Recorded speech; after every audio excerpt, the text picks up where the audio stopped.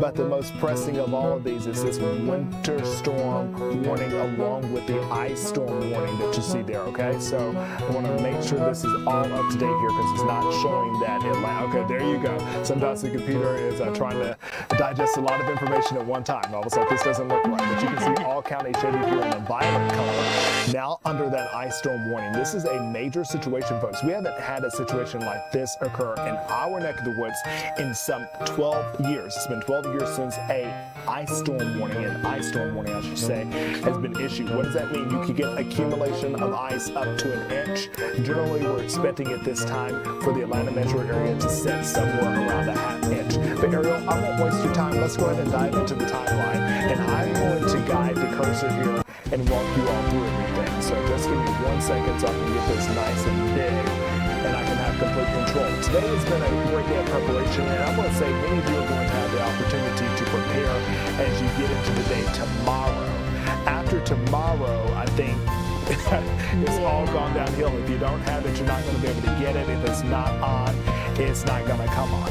Okay, so it's now 2 o'clock in the morning, so if you all have plans, or perhaps you're going out tonight, you have family, friends coming into town, I'm not in Griffin, so this does not have your typical orientation of, okay, once we get the moisture out of here, our worries are behind us. After the rain is done, the freezing rain is over, there will still be ice on the ground, and we're going to have to deal with this thing where there could be some melting, but there could also be some refreezing on the backs of extremely cold temperatures. A flash freeze is not likely Monday, but Tuesday, I can see it happening. And Jonathan, you know, I think so often we think, okay, this storm comes through, and once we weather the storm, the worst is over, and whoo, sigh of relief.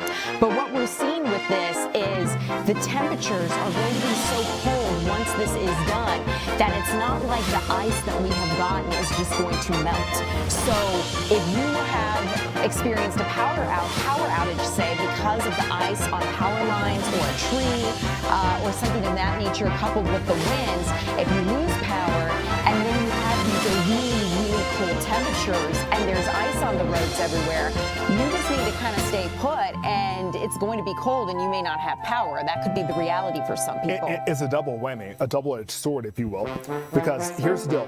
The winds obviously going to usher in colder air, so the temperatures are going to drop. The higher the winds are, the faster the temperatures are going to drop. Along with that, we're going to also have more power outages if we have ice going for some 12 hours and it's now 2 o'clock and you have wind gusts up near, say, 30 miles an hour as they come into the state. You can see this little slip line connecting through the area. Okay, so 41-mile-per-hour gusts there in Canton at 3 o'clock in the afternoon. Match that up. Okay, the Pacific is moving out. However, you have some really strong winds. That means that the vulnerable power lines are likely going to even be more vulnerable to snap. We know a windy day here can knock 100%. down a few power lines. Okay, then the issue that comes on the other side of that is linemen, when they're going out to actually repair the lines, they cannot lift that bucket up in the air with wind gusts some 30 to 40 miles per hour in the air. So it's just kind of like, if this happens, then this happens, then that happens. Domino there effect. could be people without power, but also in the cold, as long as Wednesday. And I'm not representing any sort of power company. Right, It's telling you, being realistic. If the meteorology verifies, we could have a ripple effect situation here where things do not end in terms of the impact to you, your family, your pets, your neighborhood, as the moisture moves out. Jonathan, in this final minute or so that we have, I'm going to scroll through our comments here in some of our chats, just because we have people streaming live with us, so that way if you have questions, we can try to answer them. We have some people watching from Michigan. Some people are talking about how flights are already being canceled. Someone was asking us what our window, and I just want to point out at the top of your screen, you can see Sunday at 4 p.m. As you were progressing those models, you could kind of see the timing as things move. That damage will have already been done by 4 in the afternoon.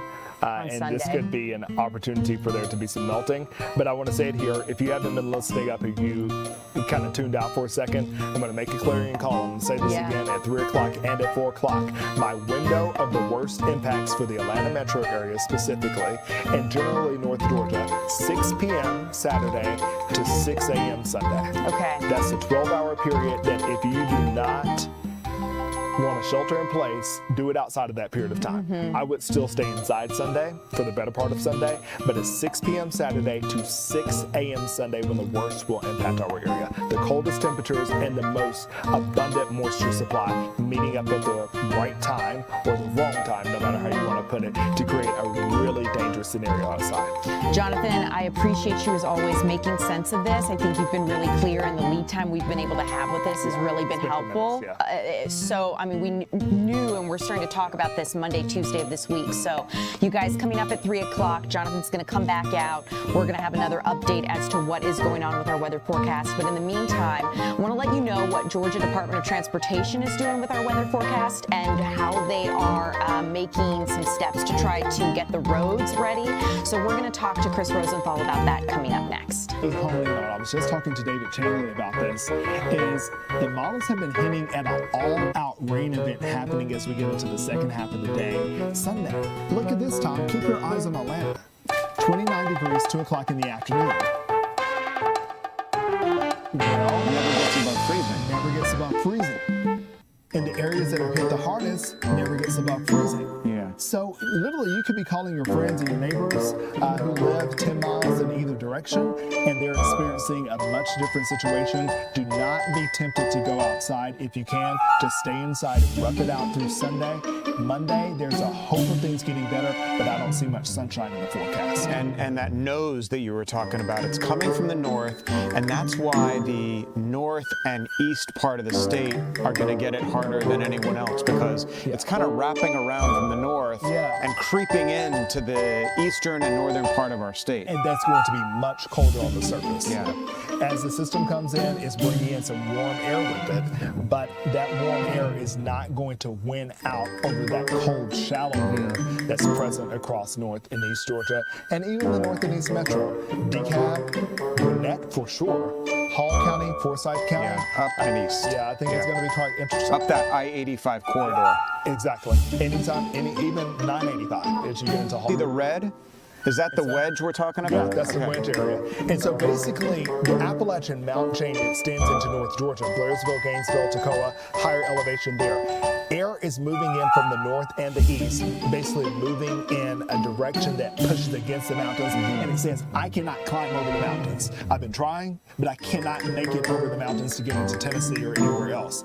And so basically, it has to sit in place, and it is forced to stay there. Air at this time of the year that's coming from the north is cold air. I'm talking about chilly. Yeah. Frigid. And so it's that cold air that's trying to move in from the north and the east, and it says, I can't cross the mountains, so I'm going to have to hold my position right here. So our temperatures, they don't stand a chance. So it basically tries to wedge itself in here, and I guess It wedges